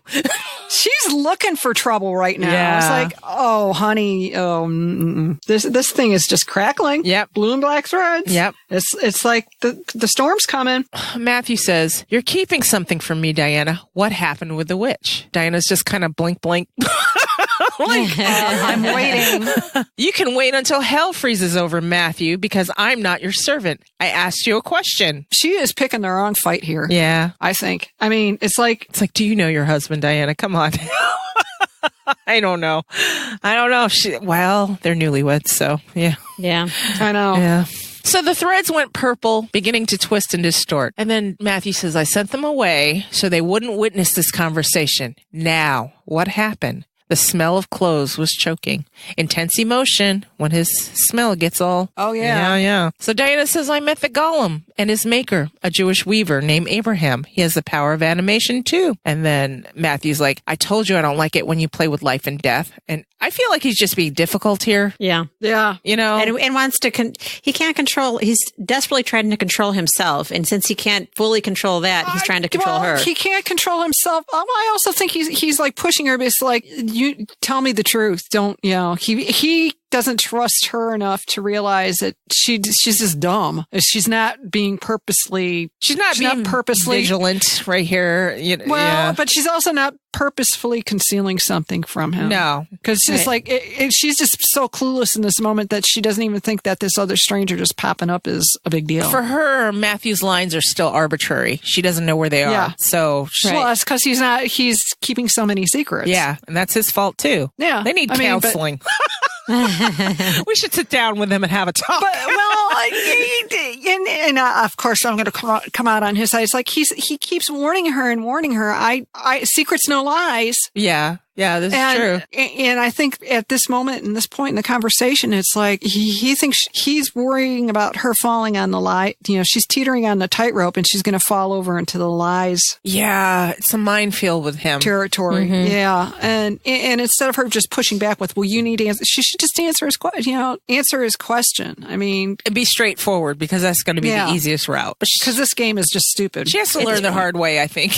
Yeah. Well, and it's a power struggle with, there's bigger issues, but it's just simple questions they're fighting over. Yeah. Yeah. I mean, they're fighting over stupid shit as far as I can see. And there's always something bigger underlying when you start fighting over petty shit. Especially when he's this upset. It's like she keeps picking these fights over what she perceives to be trivial things because she feels like he's being overly controlling. Mm-hmm. And then by the time you've gotten all the way to the end of the story, it's like, oh shit, this is a big deal. It's huge. A big deal. It is a big deal. It's a huge deal. And this always happens, Diana, when you decide you think he's pushing you over petty shit, it's usually not petty. No, there's a reason. Yeah. But two, Matthew also knows she has to find out who she is. Yeah. And they're both in the wrong. They're both sucking here, the way I see it. They're both fucking up. So and he's wrong in that he doesn't want her to fully know him. And Rabbi Loew said that just a couple of pages ago. Can your wife carry your burdens too? I mean, he's trying to save her from that, but it can't happen. And we're still with the whole self-loathing thing, and we still haven't gotten. Yeah, he still hasn't fully committed. Yeah, this is true. He's trying as hard as he can, but he's also trying to give her an out. Yeah, which is. I mean, at this point, though, give it up, Matthew. You should just. I know. It's like that ship has sailed. Yeah. Dude. Right. You're in 1590 for God's sake. How far are you going to go? You're dog paddling after that galleon, and you're never going to catch up. Yes, dude, you married her 3 times. I think you're in it. I think you're in it for the long haul. I swear. Right. She's already proven she's not going to walk away. Work with her a little. And Diana, come on, open your eyes. Both of you, I'm going to knock your heads together. It's like pull your head out of the damn sand. Yeah. Here we go. So Matthew wants to know, and this Abraham, who is he? Matthew knows full well who Abraham is, but whatever. Okay. Mm-hmm. Here we go. Now she decides it's just, oh, well, you're jealous because I'm talking to another boy. Duh, no. God, not even. God, Matthew, you cannot be jealous because I met another weaver. How can he be jealous? He's the one who told her to go meet with him and say, hey, be careful. Don't get him into trouble. Yeah. Come on, Diana. Think about the conversation you had 45 minutes ago or however long ago it was. So Matthew's trying to clarify that. He's like, jealous? I am long past that warm-blooded emotion. And then he took a mouthful of wine. It's getting tense, yo. Yeah. Why was this afternoon so different from every other day we spent apart while you're out working for the congregation and your father? It's different because I can smell every single person you've been in contact with today. It's bad enough that you always carry the scent of Annie and Jack. Gallowglass and Pierre try not to touch you, but they can't help it. They're around you too much. And then we add the sense of the Maharal, Herr Meisel, and at least 2 other men. 2 men he doesn't know. There's some shit he doesn't know here, and he's not feeling good about it. Right. Well, and at least 2 other men I don't know. Well, I'll just keep my tongue. Okay. I didn't know that was grammar. I was deciding whether I wanted to spill the beans, but I'm not. I'm going to wait until we get through this to the appropriate moment. Okay.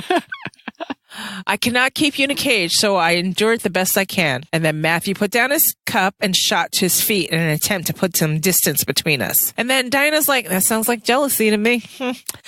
Matthew's like, it's not. I can manage jealousy, he said, furious. What I'm feeling now, this terrible gnawing sense of loss and rage, because I cannot get a clear impression of you in the chaos that's our life. It's beyond my control. His pupils were large and getting larger. So we've seen the signs of this before. Could it be the hay barn, Diana? I think you're pushing it. Yes. Yeah. And Diana's like, oh, that's because you're a vampire.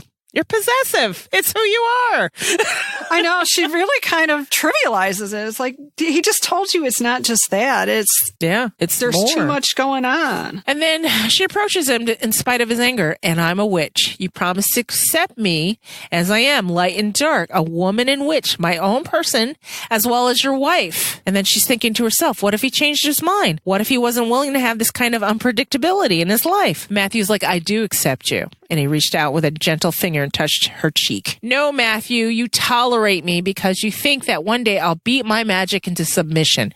Rabbi Loew warned me that tolerance can be withdrawn, and then you're out in the cold. My magic isn't something to manage. It's me, and I'm not going to hide myself from you. It's not what love is. That's not fair of her. Okay. Do you know why that's not fair of her? He wholeheartedly believes he accepts her, and he accepts her to the best of the ability he can, because why would he be so resistant to her ever becoming a vampire? He's like, no, that will change who she is. Yeah.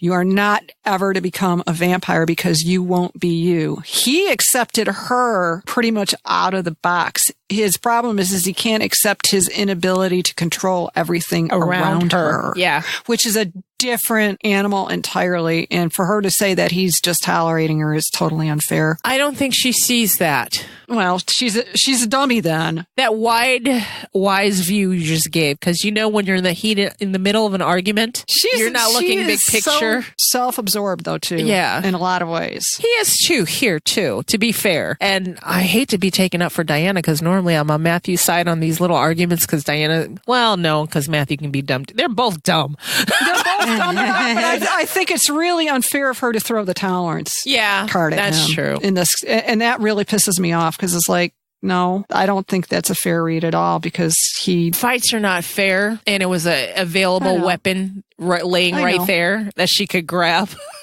You know how fights get with your spouse. Oh God, yeah. Remember those early years when you're just looking at like, throw this at you. Yes. And then God, don't look at me. Just don't look at me.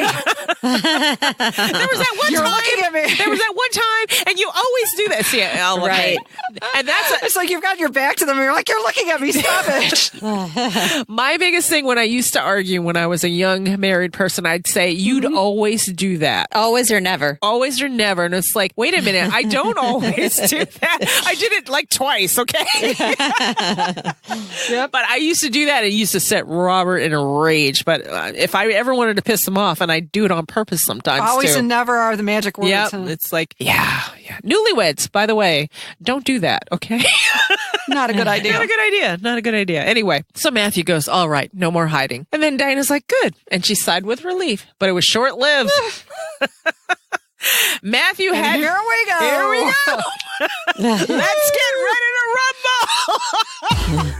Oh my God. Or something. All right. So. Hello. The other one with the D. Okay.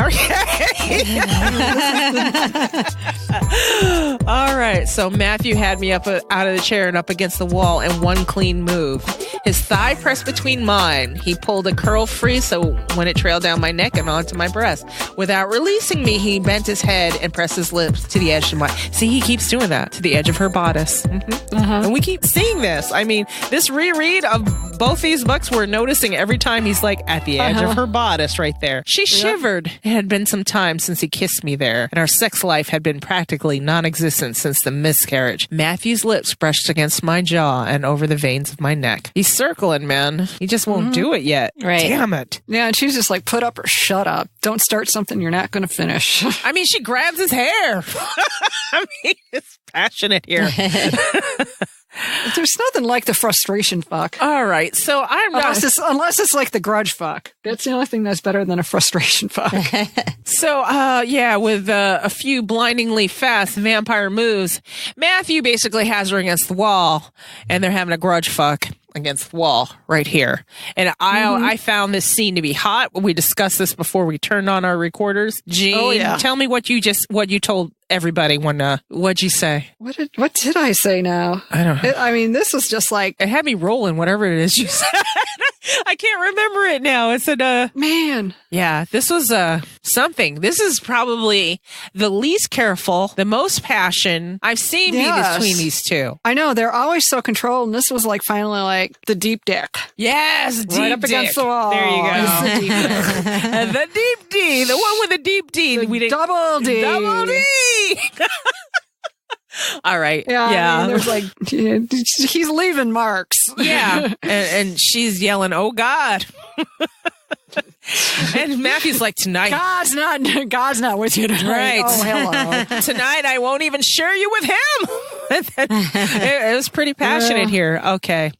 Towards the end of this, he's like, who has your heart? Oh, say it. Say it. Say it. I love this. I just love this stuff. Who has your heart, Diana? And then he's like, say it. He's all growling. Could you imagine Matthew Good growling and going, say it? Oh, man. Fucking leave this in. There better be some grudge fucking with Matthew Good. You know what, though? I would not. This would be like the alternate scene because she'd be like, you know how I feel. because that's what he said in that episode in season 1. And you're like, say it. You know how I feel. No, I don't. You didn't say it. Say it. And we'll all be yelling at the screen, say it, say it. This would be karma. Yes, exactly. Payback. Man, Yep. This was hot. This is like one of the hottest scenes that Deb wrote in the trilogy. Yeah. So she finally concedes and says, you have my heart. And then he says, only me. Moving once more so that coiled tension in both of us had finally found release. We all know what that means. Come on, let's go. Next page. We went from the D to the I, and she had her legs wrapped around his waist, which is no mean feat with all those skirts and petticoats. I'm telling you. He's a vampire. If anyone can do it, He can hold her up for sure. Yeah. And he's got the wall, so there's that too. But Diana realized, he's not satisfied with this. That took some of the tension off, took some of the edge off, but he's still bothered, okay? And then she's getting frustrated because she's like, okay, how was that for you? You like that? What's up? And he's still like, I don't know. And so she's just pissed. She's like, her frustration burbled over, taking a shape into a concussive wave. I mean, the whole thing of it is he hates losing control. And that's what he did in that moment. And it's like, he thinks it means there's something wrong with him. Yeah. I was like, dude, no. I feel like he's looking up like a little boy that did something wrong. Like, She turns around and says, don't you dare apologize. If you touched me in a way I didn't like, I would have said no. But it also reminded me of, who said it? Philippe or Marcus? Oh, no, it was Philippe. You always get that look on your face when you've done something wrong after a kill. Yeah. Yeah, loss of control. Mm-hmm. Yeah. It's like, dude, can't think of everything in terms, just because you lost control. Just accept it and move on. Yeah. And that's who Philippe was. He was like, I'll do better next time. Do better. And then I'm thinking of Marcus saying in A Discovery of Witches that he will go away for periods of time. I mean, he's not going to do that here, but he does leave rather abruptly. Yeah. So Matthew's still feeling bad for himself, and she says, I cannot help thinking about your friend Giordano Bruno. Desire urges me on, and as fear bridles me. I'm not afraid of your power or your strength or anything else about you. What are you afraid of, Matthew? And then regretful lips brushed her over mine. That and a whisper of a breeze against my skirt told me that he fled rather than answer. Oh. Well, that kind of lecturing from her is kind of ironic. Yeah. I mean, at the end of the day, it's like... I just want to knock both of their heads together because, come on, guys. It's frustrating. I do like the way this chapter ended, but that question wasn't appropriate for right now. I mean, let's not get into the fifth question. Yeah. Let's not get into Diana, lecturing him about how he doesn't need to fear things. Yeah. Right. Yeah, exactly. Like, really? Are we going to go there now? I know. I think that was the vampire version of I need to have a cigarette. Woo. And gather my thoughts. I'll be outside, all right? Just leave me alone. Don't touch me. It was damn hot, though. It was. Oh, God. It was good. Okay, so anything else for this chapter before we move on? No, I think we picked it dry. We done pick it. Yep. We done picked it big time. All right. So going once, going twice.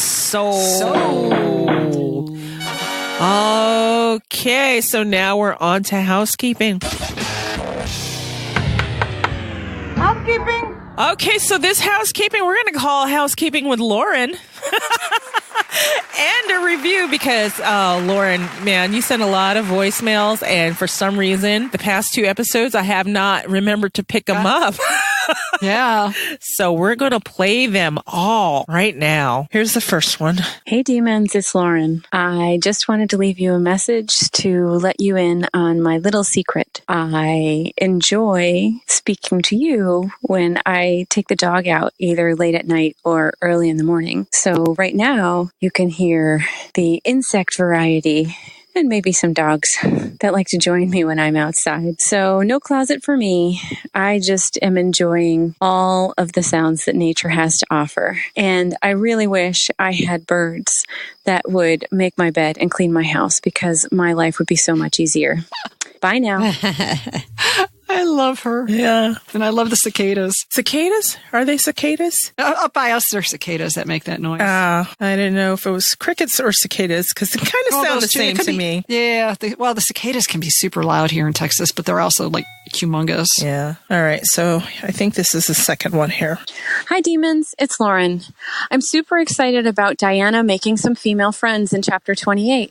I love in Prague how she goes out shopping with Frau Huber and Signorina Rossi, and she's trying to make these connections and finding her way of being a housewife, if you would want to call her that, in Prague. I think it is really interesting that she's finally flipped the switch and stopped being her introverted Oxford self with no friends, and that she's going out and making friends on her own, and they are female. I love that this is the way that Matthew and Diana get entrance into the Kelley household, and Diana even pities Joanna Kelley for not having any female friends and thinks it must be really hard to be an English woman stuck in Prague without anybody to turn to.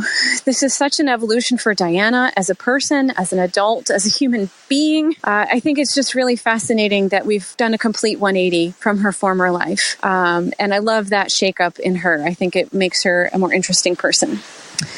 I hope you have a great time discussing the chapter today. Bye now. Wrong chapter, Lauren. I'm sorry. Sorry, Lauren.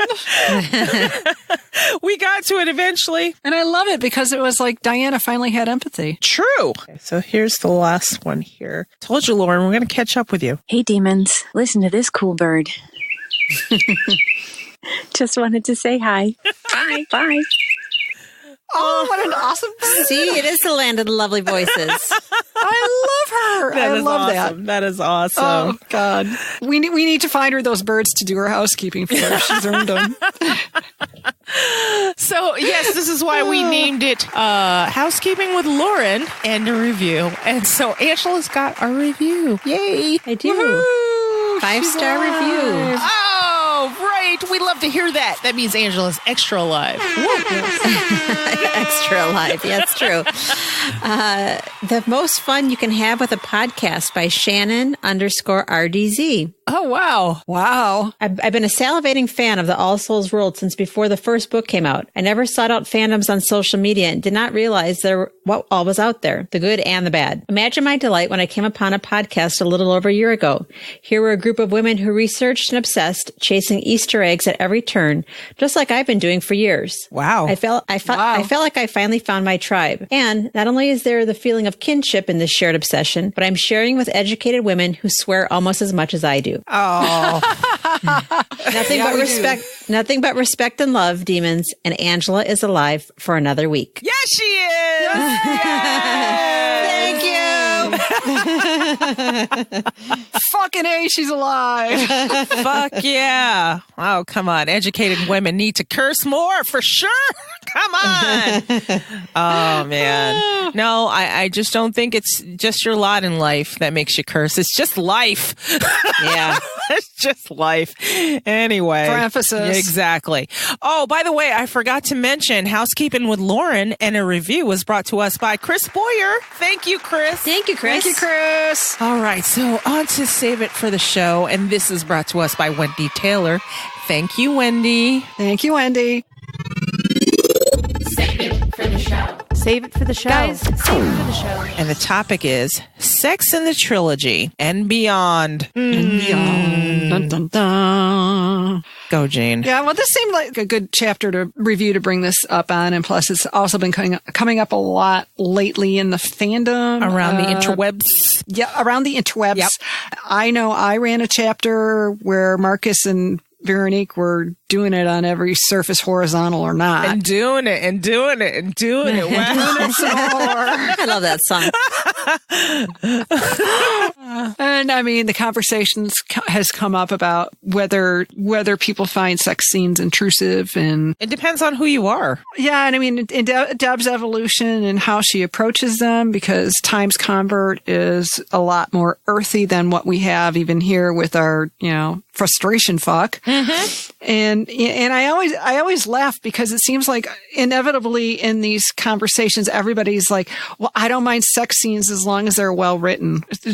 What do you mean if the comma's not in the right? I mean, to me, it's like a sex scene works if it turns you on. Yeah. It's not the grammar. I mean, it can have some really atrocious grammar, but if it turns you on, then you've accomplished your goal. I think for some people, I don't know. I think they're afraid to be turned on by words, which is sad. Well, and then some people, they can't get past the grammar. Do you know? Like, I'm terrible with grammar. I know. I am terrible with grammar. I know. And some people are just, they pay attention to the grammar so much, it just fucks them up. Well, they can't pay attention to the words. Honestly, I think, quote unquote, well-written sex scene is code for, well, I really don't want to or really haven't read a lot of them. And this makes me uncomfortable, maybe? Yeah, Okay. and this all makes me uncomfortable, but I'm okay with well-written ones. Like, what does that mean? What does that mean? What do you consider well-written? Name one that's well-written. Never get an answer. Never get an answer. Do you know what this reminds me of a little bit? You know I like 90s gangster rap, right? Yeah. All right. So listen, I love the beat. I'm all about the beat. Robert is a lyric guy. He will bring out the lyric, and some of these lyrics, when you bring them out to light, it ruins it. I'm like, why'd you have to do that? That was the best beat ever. Yeah. I know. Just like a Florence Welch song, Dog Days Are Over. Like, oh my God, that's such an awesome song. It's like an arena anthem, and all of a sudden, like, that's about her parents being drug addicts, right? You're It's like, what? what? Why'd you have to ruin it? Right.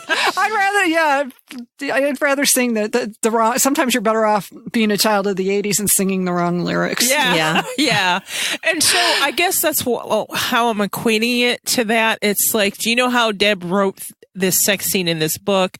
It's like, it was very flowery. It kind of skipped over the details. And that's me with the beat. I don't want to hear the dirty lyrics, but when it comes to sex scene, give me the dirty lyrics, Oh, no. All day, every day. Yeah.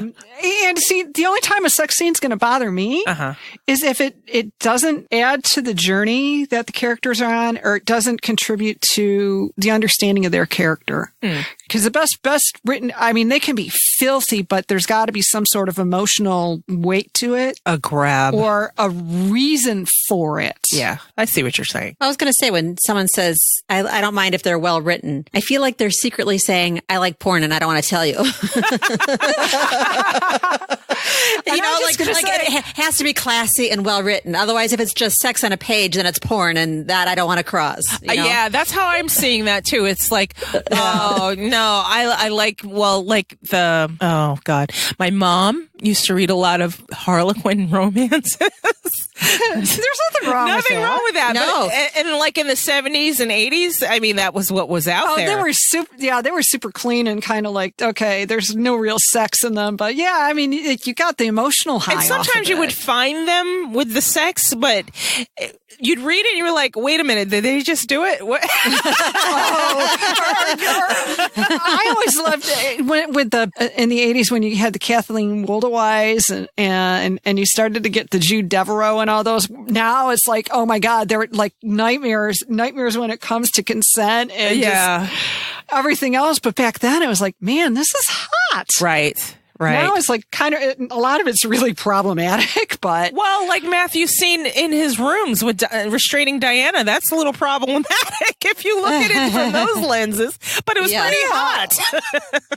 Yeah. I think it really depends on the person. It's kind of a weird, I don't know. I think we've got a weird cross section, at least in this particular fandom. Yeah. Well, especially since the age range has grown. Yeah, it has, but it seems like it skews older than some of the fandoms. And it's really funny because, for as intellectual and for as supposedly well read, when it comes to that segment, it feels kind of closed-minded. It's true. Whereas what's really funny is in the romance realm that I run around in, there's a lot. What's funny is there's a lot of, like, I don't know if I want to say closet, but I keep running into Discovery of Witches fans who just don't talk about it.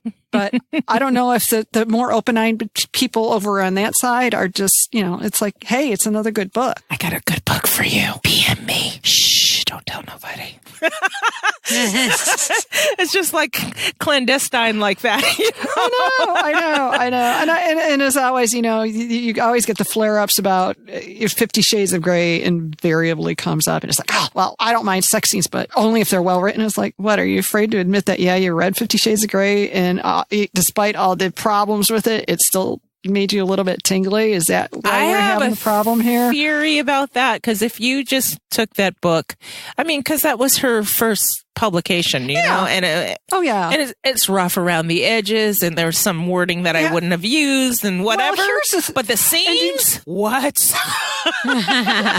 Well, and what was funny is Christine Reese had done a podcast interview the other day with actually sex therapists, and they were talking about. Let's plug our girl Christine. Yeah, and the podcast was great. It was called The Love Lab. Okay, and they made an excellent point. One, that, there's nothing wrong with reading a story and it turning you on. I mean, if it doesn't turn you on, it's pretty much, failed. Right. Which is perfectly segues into the fact that your biggest sex organ is your brain. So true. So true. So, because if your brain ain't into it, okay. Right. Then nothing's happening. It's not happening. No. Right. And the point about 50 Shades of Grey is it's like whether you like it or not, and whether you appreciate the fact that she was so successful or not, the success of those books gave a whole generation of other writers the freedom to say, hey, I can put this on the page. Yeah. Not only is there a market for it, it's like there are people out there who won't look at me like I'm a freak for sharing this. That's important. Whatever the case may be. And I mean, and the whole thing about romance, why it's so put down, I think, is because the powers that be, the status quo, don't like women seeking out things that they enjoy and things that give them pleasure and owning their pleasure. I mean, because at the end of the day, it's like romance is written for other women. It's written to turn women on, which in this day and age doesn't seem to be permissible as we get closer and closer to Gilead. Yeah. Oh, God. Yeah. And what I love is Deb is getting earthier, and Deb is like, yes, she's gotten past the whole, I'm worried about my mom reading this. It's like, I don't know. I think your mom and the rest of the ladies at the senior center are really getting into this. I think more so than her mom, even, or her colleagues. Now she's out in the open for sure, and she doesn't care what her colleagues. Yeah. She's very successful. Oh yeah. And I love that about it. And I love the idea of her and Erica sitting over a bottle of rosé. Figuring out how to write sex scenes together. Because remember that story, Val, at Seattle? Yeah. When you were at that when they were talking about trying to figure out where the heart vein was? Yeah. I'm pretty sure that's who she had that conversation with. Yeah. I mean, I think reservations about sex scenes, like I said about the grammar, some people can't get past that. I mean, there's a whole podcast called Grammar Girl. And I know, but a misplaced comma isn't going to kill the mood for me. For you, yeah. But some people can't get past that. Or there are some people that don't feel comfortable with it or comfortable discussing it. Or maybe I think that's more.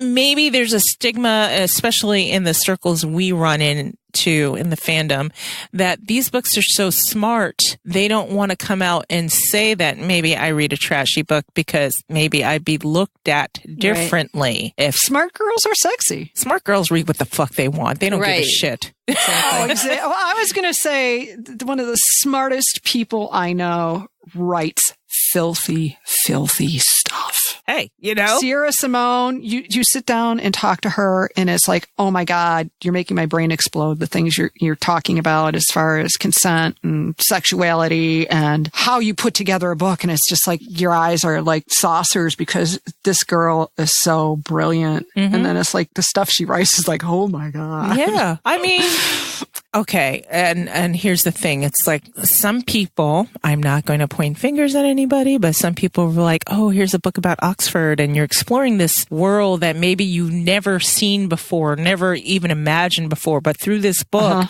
you're brought into this world of academia. And for me to be dragged into the world of academia kind of made me resentful. Like, what the fuck is this shit, But other people, this is like opening their eyes, and this is what it's like to be in academia. And I'm researching now. I'm so smart now. And maybe these are things that people feel empowered. It's like, I didn't know I cared about these things in here. And I think that's awesome and amazing. And I think maybe the sex scene, they're thinking like the chasteness in the first book kind of, this is what it's like to be smart. We don't really get explicit. Well, put it this way. The Discovery of Witches was Victorian and Shadow Knight is squarely Elizabethan. Yeah. Oh, yeah. And there will be no mistaking in series 2 of whether they're doing it or not. Yeah, no. Yeah, we'll know I was it. going to say, and then when you get to Times Convert, it definitely is the decadence of the end of the French kingdom. Yeah, Yes. yeah. And there were 10 fucks in that book edited. Thank you very much. Yep. Thank you very much. So yes. And a whole bunch of innuendo and horn dogging too. Yeah. And I think that made people uncomfortable because it was kind of a different flair in this book. I was cheering for it. I thought it was great. I can't wait. I wish they pick up Times Convert because Ed would be amazing. Yeah. Amazing. So yeah. Yeah, there we are. There we are, and there we have it. So does anybody else have anything for this Save It for the show? Nope. So stick around with us, and after this, we'll do last thoughts and things we cannot let go of. Find this show wherever you listen to your favorite podcasts. Contact us. We are at demonsdiscuss@gmail.com. Leave us a voicemail, 360-519-7836. Or leave us one on SpeakPipe, speakpipe.com/demonsdiscuss. Hit us up on social media, and we are at Demons Discuss or at Demons Domain. Join our Facebook group, Demonic Discussers. The keys to get in are in the show notes. And if you're listening on your mobile device, click the description. It'll be there too. Become a discusser. And there are 2 ways to do that now. And if you're in the U.S., text ADOW as in ADOW, as in a Discovery of Witches. So text ADOW to 444-999. Or visit demonsdiscuss.com. Scroll down, fill out the form, and spam our code, and that's it, you're a discusser. Visit our main site, demonsdomain.com, to see what we're up to. And if you like what you hear, leave us a 5-star review on Apple Podcasts. Keep Angela alive! You have any last thoughts, guys? I did. I can't remember. I thought of one the other day. I'm like, I want to talk about this. All right. This is going to be a long episode. Yeah, we talked about it, but we didn't reach 3 hours yet, so it's good. It won't be as long as that last one. We've got some of this to chop out, so we're okay. Yeah. Oh, my last thought. What is my last thought for today? I've been thinking a lot about our hero panel, so. And? Question is, how many do we have? Are they all on a hero's journey, or are they not? Or we got lots of things to talk about. People in Cardiff, yeah. I'm just excited about it. I've gotten to that stage where it's exciting. Do we know what the capacity is for the room? I can't wait for Cardiff. No, we don't. I'll have to ask Laura, but I don't know at this point in time. No. So I have to get with her anyway. There's some questions I need to ask. Well, you'll see her next week. I shall. I shall. Hey, by the way, if you're listening to this now, this already happened. So it's the timey-wimey stuff, so don't worry about it. You know, it's the timey-wimey stuff. We're all excited about the tour next week. I have my questions at the ready. Oh, dear. I probably won't get any answers, but I've got questions ready. There you go. I like the personal rejection as opposed to the virtual rejection. There you go. Just of my question. Just don't do it for the world if they just, let me down easy. Yeah, that's true. There's something more intimate about the personal rejection of I'm not telling you this. Oh, shit. Angela, have you come up with your last thought? I don't. Oh, well. How's that for my last thought? She's got no thoughts. No. Yeah. I'm fried. She's fried. It's Friday. You're fried. They're beating her up. It's Friday for a reason. Yeah. Or why. They're beating her up, dude. It's the man. It's keeping her down. No shit. Oh, God. I'm saying proverbial man. Any men who are listening out there know we're not out to get you. Sorry, Stephen, not you. Not you. Proverbial man. The man. Like the establishment. Like the man. The man. Yeah. Okay. So here's my last thoughts. I want to thank you all for the Purple Notebook answers. You know, I've enjoyed seeing your guesses. It's still open, and I'm going to keep the link to the survey question in the show notes. So if you haven't responded, go ahead and go in our show notes, and it'll be in the episode notes on your app too. Just who do you think is in Deb's Purple Notebook? That's all we're asking there. Mm-hmm. I also wanted to give a little gratitude to our patrons, our reviewers, discussers via email and Facebook group. We call Steven our discusser in chief because he was the first listener who actually engaged with us in our early days when we only had beta listeners, you know. Yeah. So that was really cool. And we just thought it was, but now it's like we're hearing from people all over the world, people we've never heard from before, all, you know, new listeners, new readers, new people, new countries, new people getting introduced to this fandom. So that's really good. And I'm glad you're enjoying the show, especially when I can't remember what we said from episode to episode. So, oh my gosh, I'm terrible. Until I go to edit it, I'm like, oh. So, yeah, the response has been amazing. I mean, I feel like we're fortunate to have this gig, even though we gave it to ourselves. Wow. We created our own gig economy. Yeah. And we get to talk to each other. We get to hear from you. And then most of the time I just, you know, keep my blinders on because I don't want to believe our own press. But, you know, hey. We're up to 75 reviews and they're all good. I'm starting to worry. I'm like, whoa, what? They can't be this. Yeah. Okay. Blinders back on anyway. Yeah. And this is our third year of doing this podcast consistently. So who knew we'd be able to keep this up? So I just wanted to reflect a little bit. So there we go. It was good. I like it. That was my moment to reflect. It's your pre-con reflection. Yes. So bottom line, thanks for lifting us up and encouraging us to keep going. And that's it.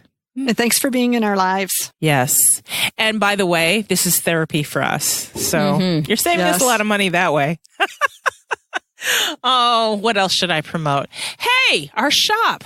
The Fitzio shirt, the Mad, Bad, and Dangerous to Know shirt, all that you can find. The Binge Watch shirt, which I now have. The Binge Watch shirt, and Jean loves it.